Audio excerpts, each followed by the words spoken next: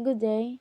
I am Kimberly Tebuguisa, and this is my reflection on lesson 2, the material self.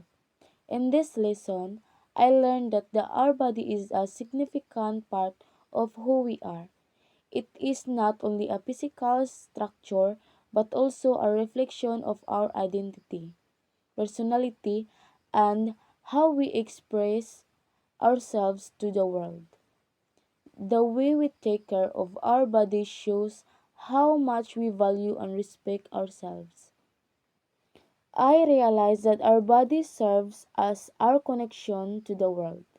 It allows us to experience life, communicate, and build relationships. However, I also understood that we should not be defined only by our physical appearance. True beauty and worth come from within how we think, act, and treat others.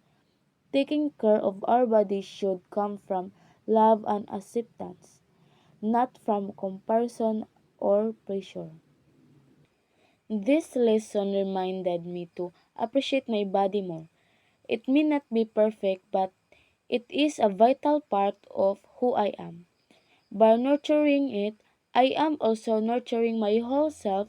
The material self taught me that our body deserves care, gratitude, and respect because it is the vessel that helps us alive our purpose every day. And that's all. Thank you.